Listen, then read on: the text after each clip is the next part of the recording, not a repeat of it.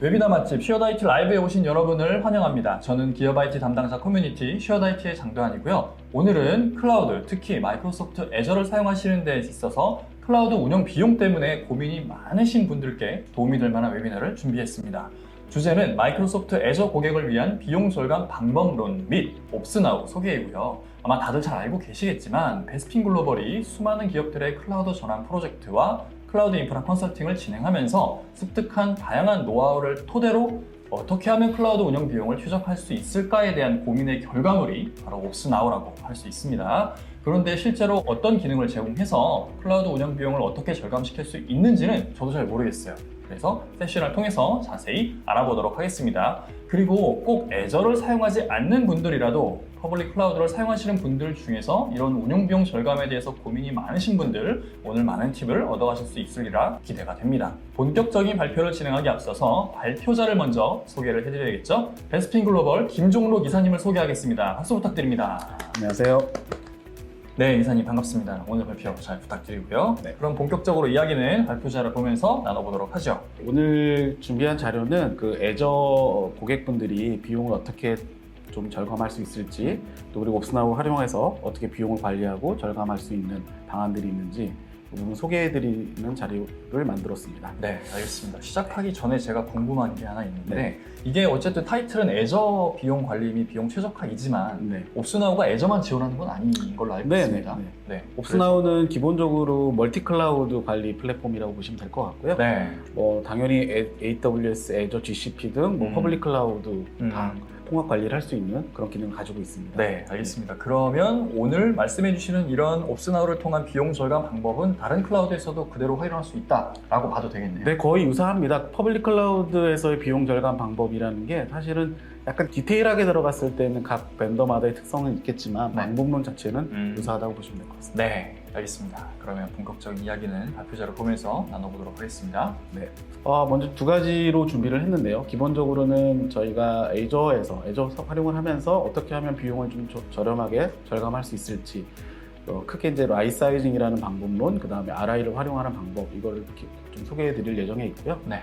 두 번째 세션에서는 옵스나우 저희 피놉스 상품이라고 하는데 이 옵스나우를 통해서 애저 클라우드의 비용을 어떻게 관리할지 네. 부분을 간단하게 소개해드리는 시간을 갖도록 하겠습니다. 네, 저 RI라는 게 혹시 그 예약 인스턴스 네, 말하는 리저브드 거죠? 인스턴스의 약자고요. 저희가 네. 길기 때문에 RI라고 통칭하고 있습니다. 알겠습니다. 네, 먼저 시작을 할 때 저희가 한 가지 먼저 요 이야기를 하고 싶습니다. 뭐냐면 많은 이제 분들이 클라우드를 사용하게 되면 비용이 저렴하다라고 알고 계시는데 네.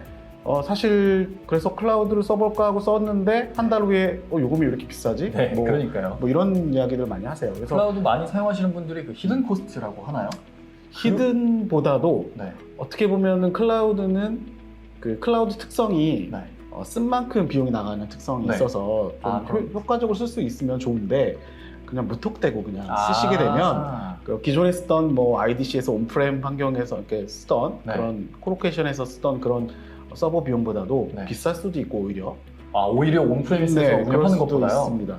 그럴 수도 네. 있기 때문에 얼마나 효과적으로 클라우드를 활용하느냐가 네. 비용 관점에서도 중요한 거죠. 네. 알겠습니다. 이 장표를 보시면은 일단 처음에 왼쪽에 있는 박스를 보시면 온프렘에서 이제 클라우드 전환할 때 가장 먼저 하는 방법론이 리프트 앤 시프트라고 해서 네. 구성을 그대로 클라우드로 네. 옮기는 방법인데 이런 게 사실은 마이그레이션이라는 측면에서 보면 간단하기도 하고 단기간에 할 수 있기 때문에 이걸 먼저 시작을 합니다. 이렇게 해서 옮겨놓고 보면 크게 뭐 이렇게 비용이 싸지 않거나 오히려 높아질 수도 있다라는 거죠. 네. 이제 왼쪽으로 가면서 한 단계씩 이제 저희가 방법론을 대표적인 걸 써놨는데 네. VM 크기 조정이라고 해서 적절한 크기에, 그러니까 성능이 이제 오버스펙으로 만들어질 확률이 높아요. 초기에는. 어찌됐든 장애가 발생하면 큰일 나니까. 그렇죠. 그러니까 뭐 보수적으로 그렇게 할 수 있죠. 네네네. 오프라인에서 특히 그러잖아요. 그렇죠. 그래서 그렇게 그런 어떤 클라우드로 전환했을 때 어떤 성능 필요한지에 대한 어떤 데이터가 쌓여있지 않기 때문에 처음에는 좀 오버스펙으로 하는 경우가 많죠. 네. 그래서 일정 기간, 뭐 한 달 정도 써보신다거나 일정 기간 서비스를 해보면서 네. 이 자원이 지금 정말 서비스에 필요한 어떤 성능보다도 좀 오버스펙으로 만들어졌다 이런 판단을 다 해보실 수가 있어요. 경험치가 쌓이기 전에는 그렇죠. 그럼 어쩔 수 없이 좀 학습 비용 그런 건좀 필요하죠. 네네네 네. 그렇게 해야겠네요. 네. 뭐 AWS는 클라우드 와치라는 어떤 성능 모니터링 뭐 지표가 있고요. 네. 그다음에 애저 같은 건 애저 모니터 뭐 이런 걸 통해서 CPU나 뭐 메모리, 뭐 네트워크 트래픽 뭐 이런 매트릭 정보들. 매트릭 정보를 수집할 수가 있거든요. 네. 그러니까 그걸 보고 지금 이 VM은 좀 오버스펙으로 지금 잡혀 있구나. 서비스를 하는 데 있어서 뭐 CPU가 많이 뭐 남는다. 이런 판단을 할 수가 있겠죠. 그럼 네. 적정한 사이즈로 사이즈 다운을 통해서 네. 비용을 절감할 수가 있어요. 그러니까 기본적으로 이론적으로는 사이즈를 한 단계만 낮춰도 네. 비용이 50% 절감이 되거든요. 아, 네. 근데 그렇게 사이즈 한 단계 낮출 때 만약에 성능에 뭔가 좀 영향을 그러니까 준다면 성능도 2분의 1로 준다라고 그냥 뭐 그런가요? 판단하셔도 되죠. 아, 근데 이미 성능이 많이 여유가 있다라는 판단하에 줄이는 거니까. 그러면 네. 괜찮겠네요. 또 하나는 뭐 나중에 뭐 혹여나 성능이 부족할 땐 또 얼마든지 실시간적으로 네. 올리면 되는 거니까 클라우드의 네. 장점이지 않습니까? 그럼 관리자 입장에서는 이게 뭐 요금 미터기에서 막 요금이 실시간으로 이렇게 측정되지는 않을 것 같지만 성능이 어떤 식으로 이렇게 가변적으로 변하는지에 따라서 요금이 달라질 거니까 그걸 계속 주시하고 있어야 되는 좀 불편함 같은 게 있지 않을까요? 그럴 수는 있는데 이제 뭐 계속 주시하는 건 아니고 네. 뭐 매트릭 성능 매트릭 정보는 계속 거의 준실시간으로 수집이 되고 어딘가에서 그러니까 포탈이라든지 이런 데서 네네. 확인할 수 있겠죠. 그래서 지금 성능이 부족한지에 대한 부분은 실시간으로 모니터링을 할 수가 있을 거고요. 네. 그래서 뭐 알람을 건다든지 하면 네, 부족할 네, 때 바로 조정하면 되는 거고 네. 비용이라고 하는 것도 결국 그 AWS나 애저 같은 이 퍼블릭 클라우드에서는 계속해서 이제 거의 실시간으로 이제 비용이 변동하니까 네네. 그 부분도 뭐 보면서 만약에 내가 뭐 성능을 올리기 위해서 스펙을 올렸다라고 하면 또 그만큼 그 비용이 그 올린 즉시 또 비용이 올라가거든요. 그러니까 이런 게 연동하게끔 돼 있어서 사실 비용은 쓴 만큼 나가는 거라고 보시면 될 것 같아요. 클라우드에서는. 네, 알겠습니다.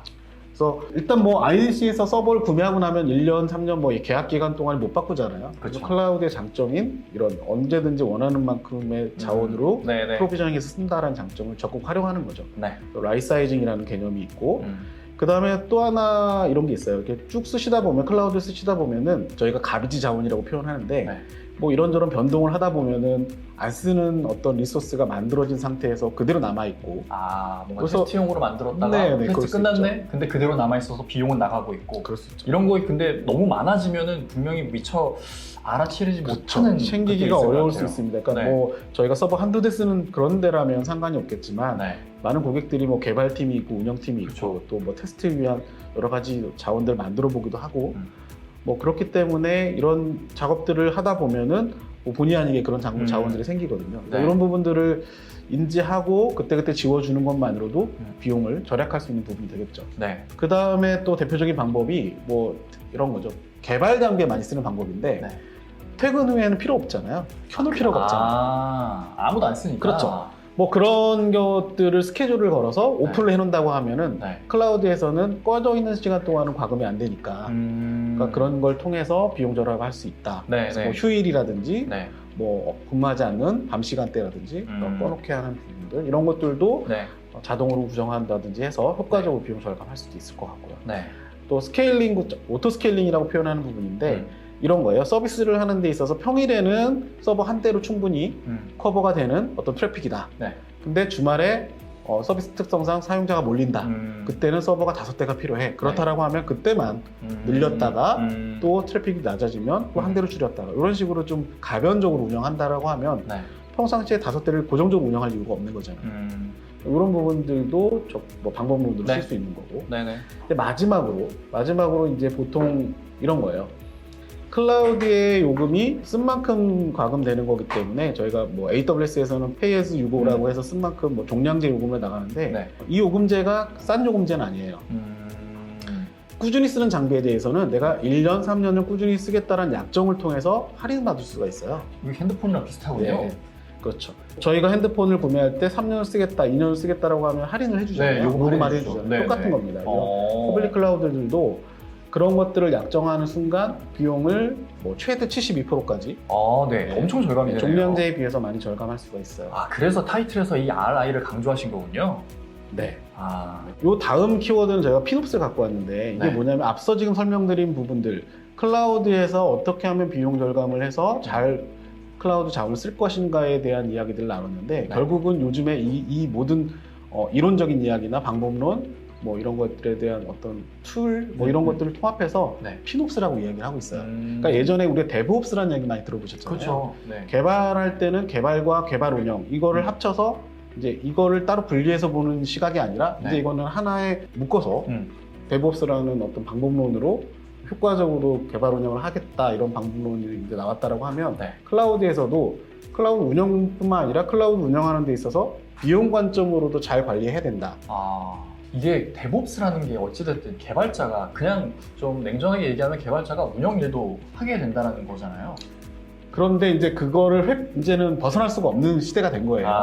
왜냐하면 요즘의 서비스들은 사스 형태로 네. 뭐 인터넷상에서 이렇게 뭐 웹 서비스 형태로 많이 되고 있는데 네. 이런 것들을 뭐 릴리즈하고 프로비저닝하고 하는 일들이 결국 자주 일어나게 되고 뭐 비즈니스가 막 바뀌니까 그걸 네. 빠르게 대응하기 위해서도 네. 그런 운영성 업무들이 계속해서 빈번하게 일어나는데 이것 자체도 효과적으로 자동화하거나 효율적으로 할 수 있는 방법이 없으면 또 우리 서비스 품질도 중요한데 누군가 뭐 모니터링 뭐 따로 누군가 하고 네네네. 뭐 이렇게 한다는 것 자체가 비효율적이잖아요.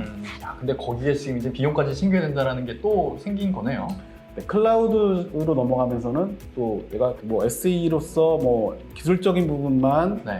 잘 안다고 해서 되는 게 아니라 그런 어떤 인프라에 대한 지식도 있어야겠지만 네. 비용을 어떻게 하면 세이브할 수 있는지 뭐 어떤 아키텍처를 적용했을 때 비용이 세이브되는지까지도 그러니까 비용 관점으로 고민도 해봐야 된다는 거죠. 뭔가 어찌됐든 회사의 경영적인 측면에 영향을 끼칠 수 있는 그런 일원이 이제 개발자도 될 수 있다는 거로 그렇죠. 판단해도 되겠네요.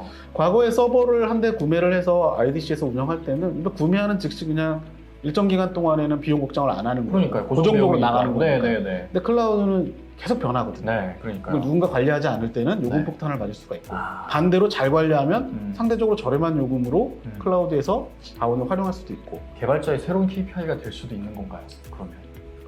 그렇게 돼야 된다고 봅니다. 네. 뭐 개발자뿐만 아니라 개발 안에서도 이제 조금 인프라 쪽으로 포커싱 되어 있는 담당자분이 계실 거잖아요. 그렇죠. 뭐 아키텍처에 대한 거를 좀 이해하신다거나 네. 아니면 인프라를 총괄하시는 분들 그다음에 CFO도 마찬가지예요. 뭐 예전에 CFO들은 그냥 비용 회사 예산에서 네. 뭐 개발팀이나 운영팀에서 뭐 이 정도 요금이 뭐 비용으로 서버를 운영하겠습니다라고 하면 멈춰 있는 금액이니까 네, 네, 승인해주고 그거는 네. 잘 지불되는지 보면 되는데 네.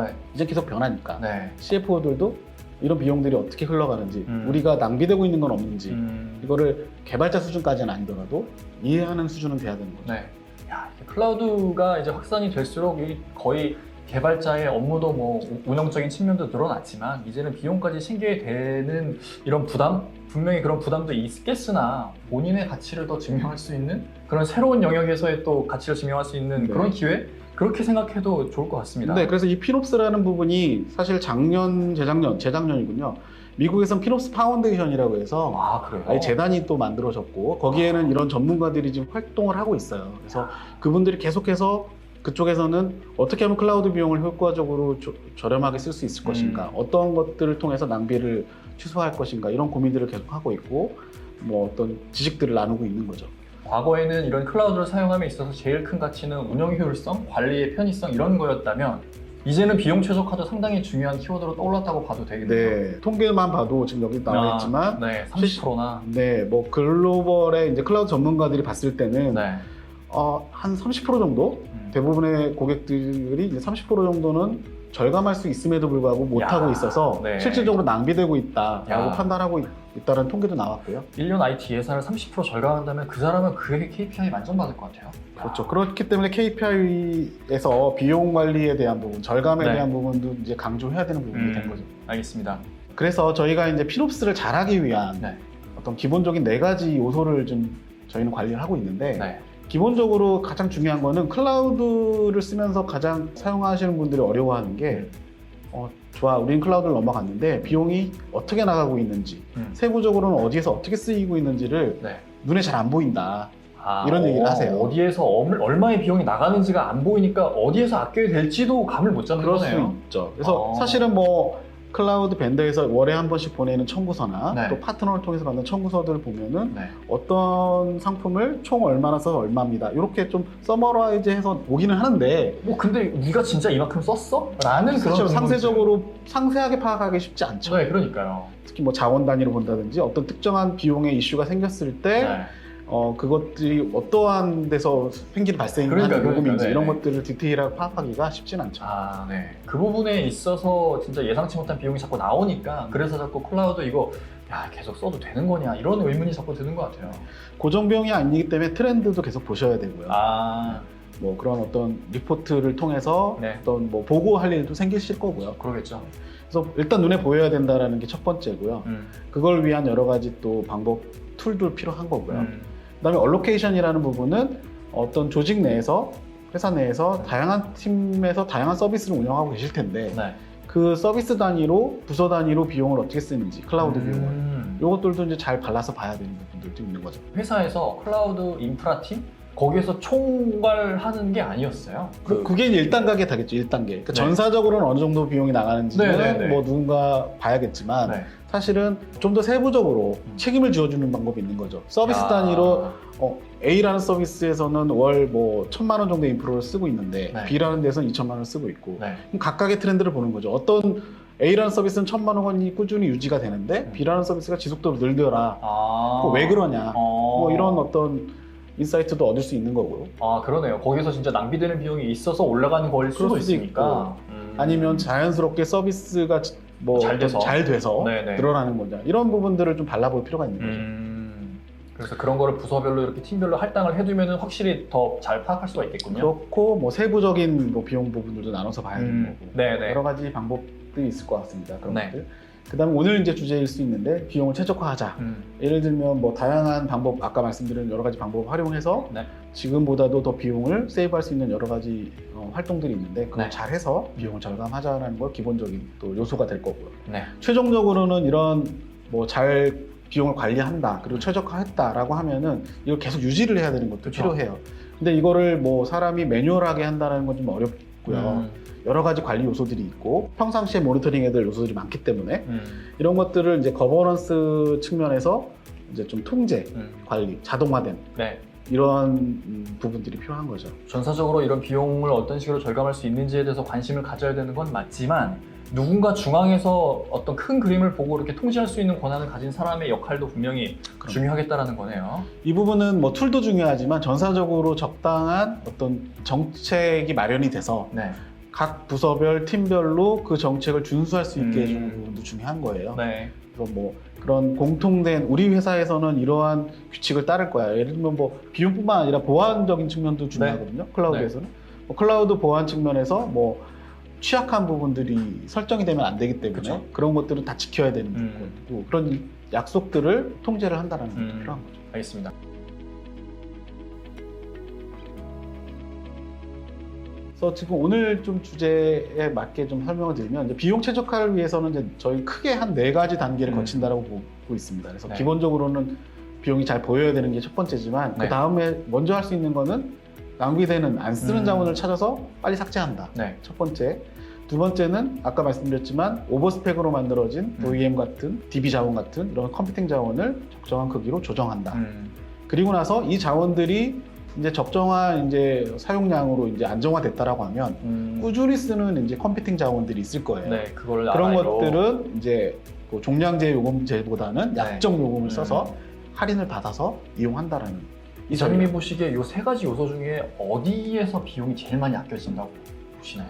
초기에는 저기 보면 라이사이징 부분에서 많이 절감될 수 있어요. 네. 클라우드 전환 초기 아니면 서비스 도입 초기. 네네네. 그런데 이제 요거는 이제 한 번 줄이고 나면 더 줄일 수 있는 부분은 좀 제한적이잖아요. 네네네. 그래서 사실은 이렇게 1단계를 하고 나서 좀 비용을 지속적으로 아낄 수 있는 방법은 사실은 약정을 잘 활용하는 부분이라고 보고 있습니다. 알겠습니다. 그래서 좀 그 한 개씩 좀 더 디테일하게 설명을 드리면 네. 라이사이징에 대해서 한번 네. 설명드리겠습니다. 라이사이징은 기본적으로 여기 나와 있지만 뭐 성능 요구사항을 충족하는 이란 단어가 있는데 네. 말 그대로 우리 서비스에 필요한 성능은 나와줘야 되는 거잖아요. 그렇죠. 그럼 적정한 그 성능 요구사항에만 미트한다면 그 성능만 나와주는 것 중에서 가장 저렴한 VM을 선택하는 게 비용적으로 효과적이겠죠. 그러겠죠, 네. 아마도. 근데 그럼에도 불구하고 오버스펙으로 해놓는 이유는 진짜 불시에 갑자기 트래픽이 몰리거나 하는 정말 특이한 상황을 어쨌든 대비하기 위함인 거잖아요. 그렇게 장애가 발생했을 때 피가 너무 크니까. 그런 거에 대해서는 어떻게 저희가 대응해야 미션 크리티컬한 서비스라고 표현하는데 그게 이제 사전에 될까요? 선정한 몇 가지 서비스들 중에 미션 크리티컬하다. 우리는 그런 이유 때문에 항상 오버스펙을 네. 프로비저닝 해놓겠다라고 하면 그거는 어쩔 수 의사결정 없는- 하시는 건데 아, 네. 그것도 좀 스마트하게 하는 방법이 있겠죠. 아까 좀 설명드렸던 오토 스케일링 같은 방법. 네. 예를 들면은 자동화된 프로비저닝 구축을 해서 평상시엔 서버를 뭐 한 대로 운영하는데 네. 그거를 뭐 2대, 3대를 자동으로 프로비저닝 하도록 오토 스케일링으로 설정을 해놓게 되면 트래픽이 몰렸을 때 알아서 그렇게 쓸 수 있는 방법도 있고요. 그러니까 그건 아키텍처적으로 좀 풀릴 수도 있어요. 아, 그러려면은 그 말씀하신 아키텍처를 잘 구축하기 위한 컨설팅이 필수적으로 필요하겠군요. 그렇죠. 그걸 웰 아키텍처 리뷰라고 표현하는데 뭐 네. 그런 전문가들이 그런 거를 좀 도움을 줄 수도 있는데 이제 그거는 약간 어플리케이션 레벨에서의 또 그런 오토 스케일링이 되도록 네. 뭐 수정하는 부분도 필요할 수도 있고요. 네. 그래서 약간의 어떤 개발 요소가 들어갈 수는 있기 때문에 네. 그거는 바로 그냥 적용할 수는 없는 거고 지금 말씀드리는 요 라이사이징이라는 거는 네. 그런 건 없이 어플리케이션 영향 없이 바로 할 수 있는 방법. 뭐 이건 눈에 보이니까요, 바로. 네네. 그래서 이거는 사실은 클라우드로 전환 후 아니면 처음에 프로비저닝, 그러니까 새로운 서비스를 런칭하고 처음에 프로비저닝 한 후에 일정 기간 모니터링하고 네. 뭐 즉시 이제 조정할 수 있는 것들이기 때문에 이거는 그렇게 어렵지 않게 할 수 있는 방법이라고 보시면 될 것 같아요. 그래서 네. 네. 크게 두 가지를 제가 설명드릴 건데 이 다운사이즈라는 개념이 하나 있고요. 네.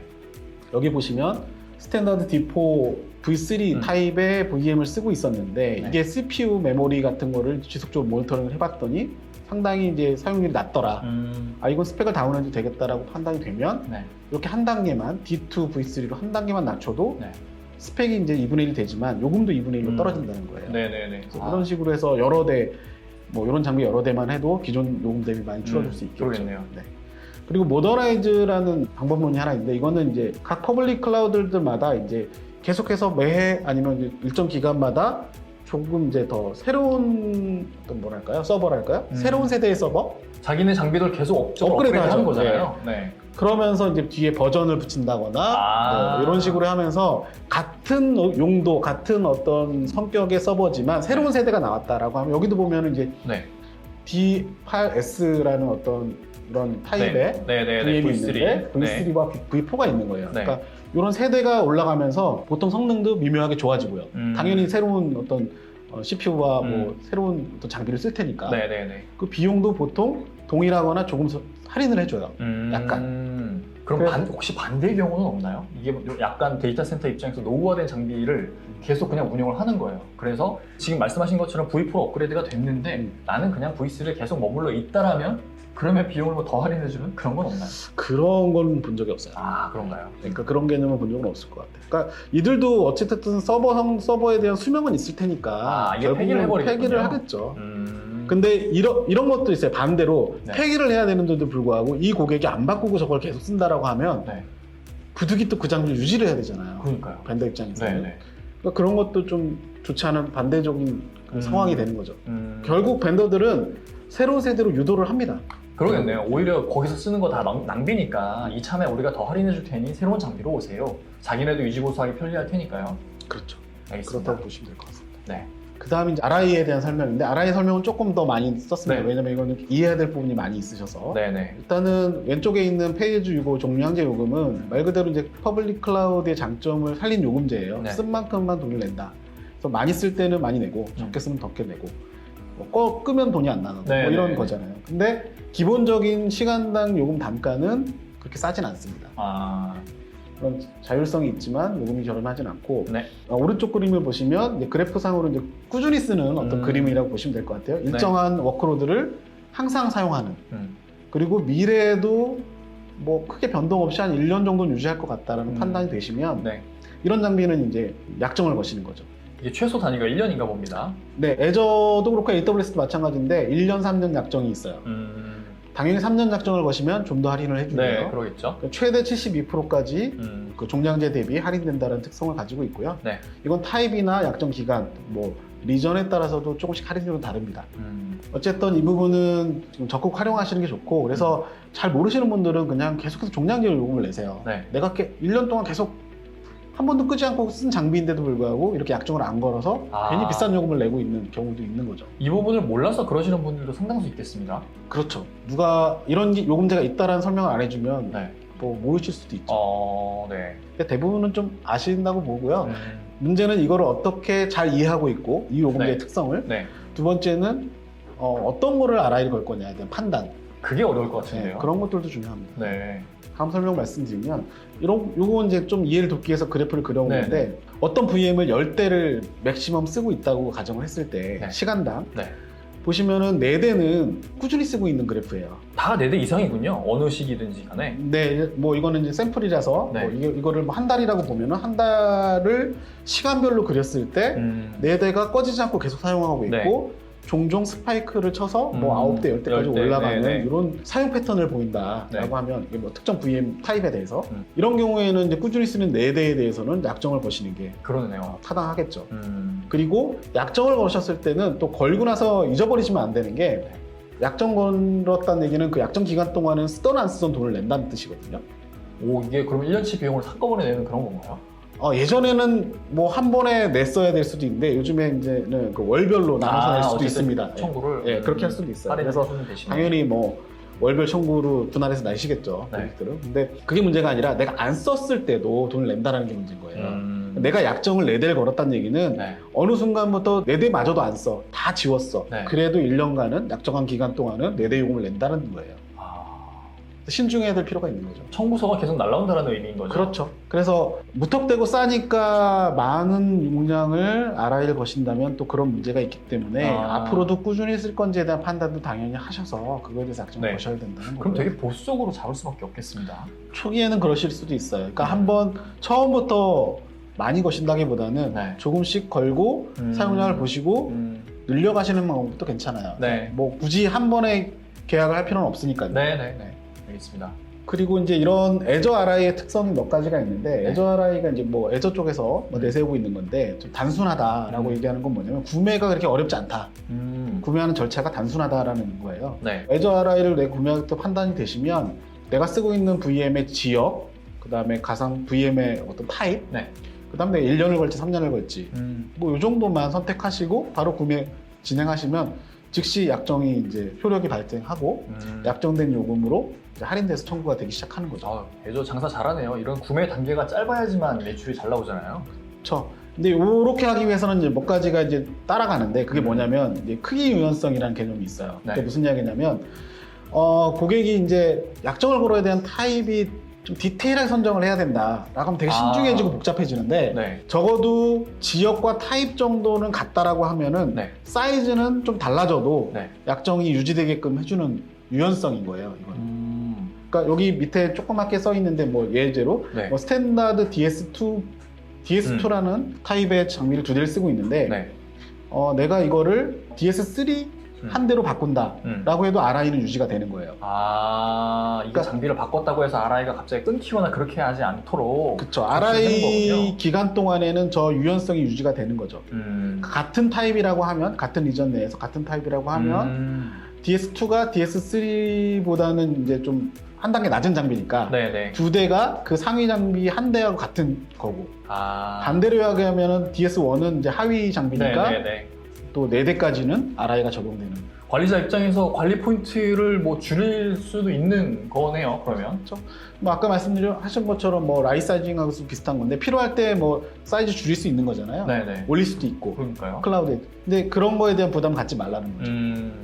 RI를 걸었기 때문에 못 바꾸시는 게 아니라 네. 같은 타입 정도라면 사이즈 유연성은 제공된다. 핸드폰보다 훨씬 낫네요. 핸드폰은 약정하면은 진짜 그 사이에 아무것도 못 바꾸잖아요.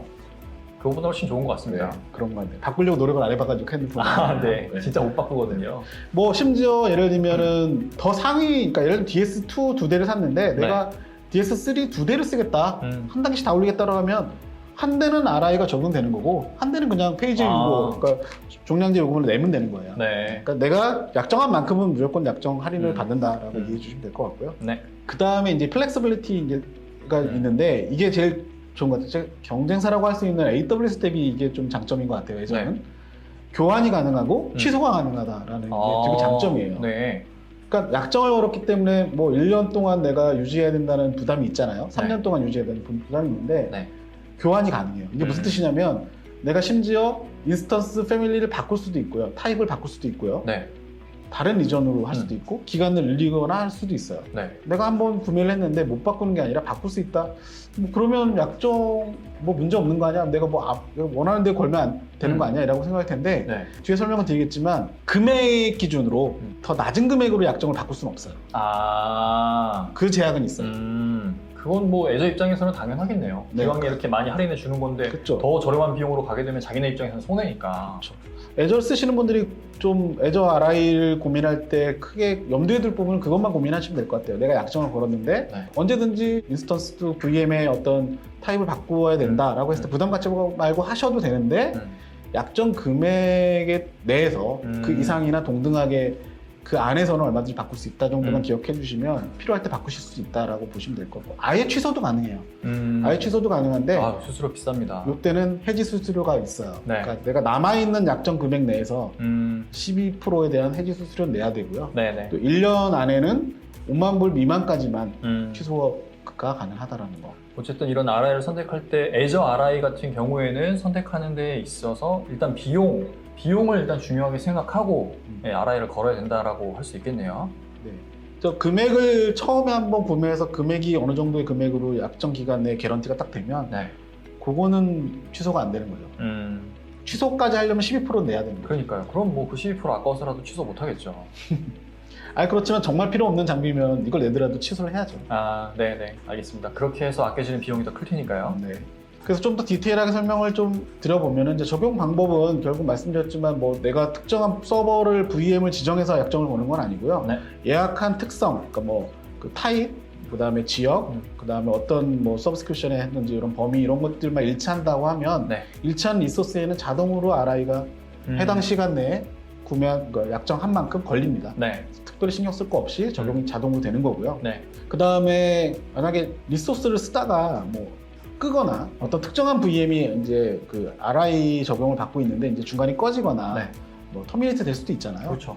그래도 걱정 없이 동일한 어떤 타입의 다른 리소스에 자동으로 또 RI가 걸려요. 이건 되게 좋네요. 알아서 관리해 주는 거잖아요. 그렇죠. 결국은 서버 단위로 건다는 게 아니라 어떠한 타입과 뭐 이런 어떤 범위, 지역만 일치하는 게 있다면 뭐 어딘가 하나는 무조건 약정한 만큼은 걸린다는 거예요. 그래서 괜찮네요, 뭐, 이건. 그런 부분들, 이거는 사실 다른 AWS도 뭐 RI나 이런 특성을 가지고 있어서 고객들이 RI 구매할 때 내가 서버를 지정해서 얘를 약정할 거야. 그리고 핸드폰 요금만 하면 내 거, 네 거 뭐 이렇게 약정을 선정하잖아요. 그럴 필요는 없어요. 그냥 모델만 지정하고 이 모델 10대를 약정할 거야. 뭐 이런 식인 거예요. 그럼 내가 100대를 쓰고 있으면 뭐 랜덤하게 10대에 대해서는 그 시간 내에 약정 요금이 적용된다는 거죠. 뭐 설령 그 기계가 망가졌더라도 똑같은 다른 기계를 다른 데서 가져와 갖고 적용해준다. 다른 서버 러닝 중이면. 근데 이제 걔도 없어. 그러니까 내가 보면 10대를 사기로 했는데 총 해봐야 동일한 타입이 9대밖에 없으면 한 대는 못 쓰는 거죠, 그냥. 약정 요금만 내는 거. 뭐 그럼 또 추가적으로 뭔가 혜택을 주지 않을까요? 안 줍니다. 그래요? 야박하네요, 그건 좀. 그러니까 뭐 내가 약정을 10대를 걸었는데 내가 부득이 9대밖에 안 썼어. 내가 일부러. 아니면 일부러든 어쩔 수 없이든 약정 수보다 모자라게 쓰면 어쩔 수 없이 그건 약정 금액 다 내는 거고 나는 모자란 만큼만 혜택을 받는 거죠. 저는 제가 10대를 계약을 했는데 그들의 사정 때문에 어쩔 수 없이 그러지는 않죠. 그러면 안 돼. 큰일 나죠. 그래서 그거를 말씀을 드렸던 건데 그럴 가능성은 거의 없겠죠. 그리고 기간이 만료되면 RI 기간이 만료되면 이제 다시 종량제 요금으로 전환되는 거고 애저 RI 같은 경우는 이제 이게 옵션이 좀 있어서 자동 갱신할 수 있도록 선택할 수도 있습니다. 그것도 알림도 해줄 것 같아요, 왠지. 지금 만료되기 한 달 남았으니까 RI로 하던지 그게 아니면 비싼 요금 청구된다. 그런 식으로 알려주겠죠.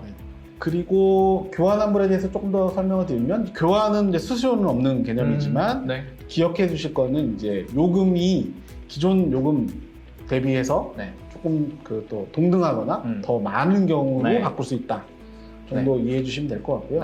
기간도 더 길거나 같은 것만 가능한 거죠. 밑으로 다운그레이드는 안 된다는 거죠? 그런 거죠. 단순 교환할 때는. 그리고 아예 필요 없어서 환불을 받아야 될 때는 수수료 12%가 있다는 거고요. 그래서 이거는 이제 처음에 구매할 때 뭐 1,000만 원어치에 대한 서버 RI를 걸었다라고 하면 그거 총액에 대해서 12%는 아니고요. 내가 11개월을 썼고 남은 비용에 대해서 1개월만 남았다면 그 아. 남은 것만 산정해서 그 남은 금액에 대한 12%인 거였죠. 그건 합리적이네요. 네, 그렇게 이해하시면 될 것 같습니다. 알겠습니다. 마지막 말씀드리고 싶은 거는 이 부분에 대해서 이런 활동들 아까 말씀드렸던 뭐 미사용장을 지운다든지 뭐 라이사이징을 통해서 적정한 VM의 사이즈를 선택해서 좀 저렴하게 이용한다든지 또 약정을 통해서 비용 할인 받는다든지 이런 것들이 한 번 딱 하고 끝나는 게 아니라 결국 이런 것들은 계속해서 뭐 주기적으로 관리를 하면서 네. 한 달 후에 뭐 분기별로 뭐 이런 식으로 계속 보면서 미사용장은 없는지 네. 라이사이징을 조정할 건 없는지 추가적으로 약정 걸 건 없는지 이런 것들을 계속 활동을 통해서 관리해 주실 필요가 있는 거예요. 그래서 네. 이런 이런 게 것- 돼야 뭐 아까 말씀하셨던 그 피놉스 그게 이제 구현이 되는 거니까요. 그리고 이런 것들을 잘하기 위해서 또 어떻게 보면 자동화된 툴 뭐 이런 게 필요할 수 있고 그래서 업무를 좀 효율적으로 할 수 있게 해주겠죠. 네네네. 저희 옵스나우도 이제 그런 것들을 도와주기 위한 피놉스 CMP 솔루션이라고 보시면 될 것 같습니다. 네. 알겠습니다. 그러면 지금까지 첫 번째 세션을 말씀을 드렸고요.